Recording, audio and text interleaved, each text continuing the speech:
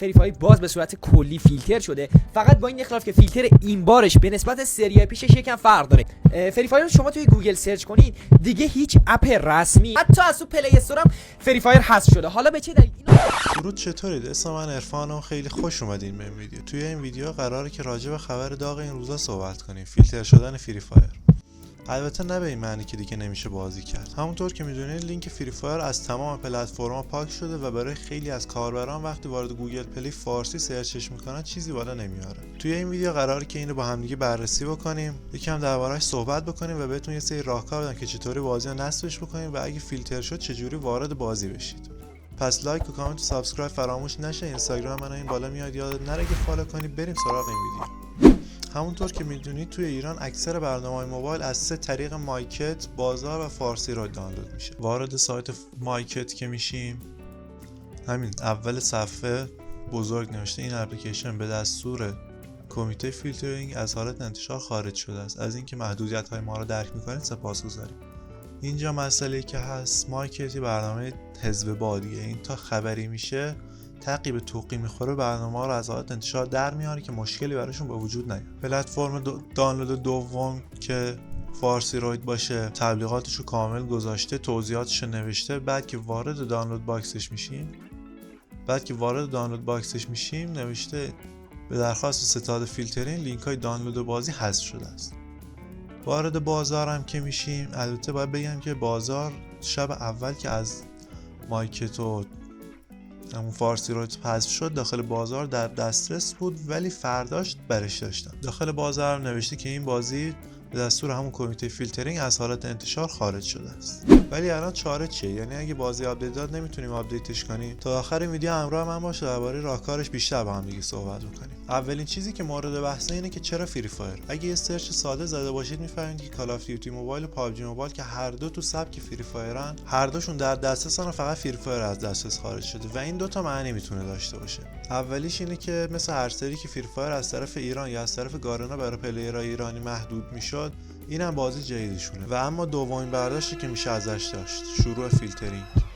چون فری فایر نسبت به بقیه بازی بتل رایل موبایل کامیونیتی کوچیک‌تری داره، این میتونه تست باشه که اگه بازخورد منفی از سمت پلیرها نگرفتن بعدش کم کم سراغ بقیه گیم ها هم برن. پس الان تکلیف چیه؟ اول اینکه بازی رو از پلتفرم اصلی یعنی گوگل پلی دانلود بکنید. اصلا سمت مارکت و بازار و اینا نرید. آیفون هم که تکلیفشون مشخص. حالا جدا از مسئله فیلتر بودن گوگل پلی، شما وقتی با فیلتر شکن هم وارد گوگل پلی میشه فری فایر سرچ میکنه ممکنه براتون نیاره، که این دو تا دلیل میتونه داشته باشه. دلیل اول اینکه آی پی جیمیلتون لو رفته، یعنی آی پی ایران میخوره که طبیعتاً با آی پی ایران فری فایر براتون نمیاره. دوم اینکه جیمیلتون وریفای نشده. حالا برای وریفای کردن جیمیلتون باید وارد تنظیمات جیمیلتون بشید. خب الان رو صفحه اول جیمیلمونیم. مرحله اول اینه که وارد اطلاعات شخصی میشید. اینجا حتما یه ایمیل و تلفن باید اضافه بکنید. اینا رو که اضافه کردید وارد امنیت میشیم. اینجا شماره تلفن بازیابی و تلفن درست‌سنجی دو مرحله هر دوشو باید فعال کرده باشید. اگه بازم وارد گوگل پلی شدید و فری فایر باز براتون نیومد، اینجا مسئله برمیگرده به فیلتر شکنتون که فیلتر شکنتون ضعیفه یا آی پی نشمیده. میتونه از این فیلتر شکن دیگه استفاده کنید، مشکلتون حل میشه. حالا مسئله بعدی که هست اینه که خیلی از پلیرها دسترسی به فیلتر شکن ندارن. خیلی مثلا سنشون کمتره، 11 12 13 حتی 15. بعضیشون خانواده اجازه نصب فیلتر شکن بهشون نمیده. مثلا وقتی بازی آپدیت داد برن پیش خانواده بگم ما میخوایم فری فایر رو آپدیتش کنیم، فیلتر شکن نیاز داریم، ممکنه اجازه رو بهشون ندن. پس حالا ما به اپ استور با 3 تا ویژگی نیاز داریم. هم فیلتر نباشه، هم ایرانی نباشه که 2 روز دیگه به مشکل نخوریم، و همین که سرعت دانلود مناسبی داشته باشه. APK Pure برنامه‌ای که من چندین ساله دارم ازش استفاده میکنم.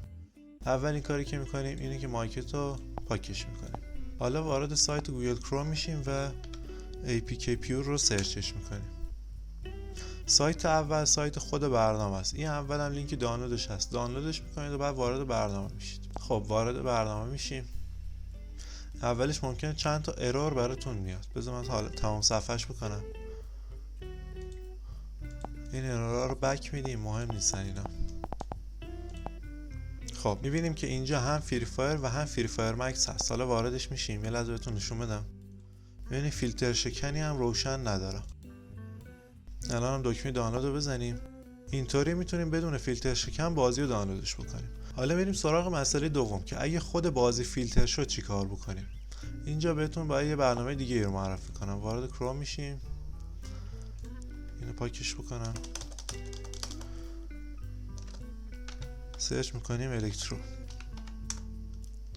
الکترو یه برنامه است که مخصوص گیمرها ساخته شده. بازیایی که محدودیت دارن و شما میتونید با یه برنامه باز بکنید. حالا نه فقط فری فایر، هر بازی که فیلتر باشه. وارد سایتش میشیم، یکم میایم پایینتر. اینجا هم نسخه ویندوز و هم نسخه اندرویدی هست. پی سی پلیرها نسخه ویندوز و موبایل پلیرها نسخه اندرویدش رو دانلود بکنن. فقط این نکته رو داشته باشین که نسخه ویندوزش رو خود سیستمتون نصب کنید، نه رو شبیه ساز. حالا چون اکثرتون موبایل پلیری، من نسخه اندرویدش رو باز میکنم که بهتون محیطش نشون بدم. این نسخه اندرویدشه. واردش که میشین همچین محیطی داره. این دکمه وسطی که بزنید روشن میشه، باز بزنید خاموش میشه، به همین سادگی. نسخه کامپیوترش هم شبیه به همینه. حالا وارد بازی میشیم. اول اینکه تحت هیچ شرایطی بازیتون رو پاک نکنید، ولی حالا اگه کسی خواست گوشیشو عوض کنه، شبیه سازش رو مشکل خورد، بیاین اینجا تا بهتون یاد بدم چطوری تنظیماتتون رو سیو کنید. برای موبایل وارد تنظیمات میشیم.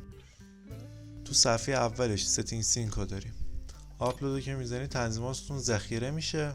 تنظیمات یعنی سنسیویتی و کاستوم هادتون. این ذخیره میشه. حالا وارد سنسیویتی بشیم که بهتون نشون بدم چطوری کار میکنه. اینا رو عوض میکنیم. بعد این دانلودی که میزنید، دیگه اوکی رو میزنید، میبینیم که به حالت اولیه‌اش برگشت. برای کاستوم هاد هم همینطوری. حالا برای پی سی وارد بخش کنترل ادیتور میشیم. این بالا دو تا بخش اکسپورت و ایمپورت داریم. اکسپورت رو که بزنید اینجا انتخاب میکنید که از کدوم تنظیماتتون خروجی بگیره. مثلا من الان از استانداردم استفاده کنم، استاندارد میزنم، اکسپورت رو میزنم. اینجا مسیر ذخیره‌اش رو انتخاب میکنید و سیو رو میزنید و تمام.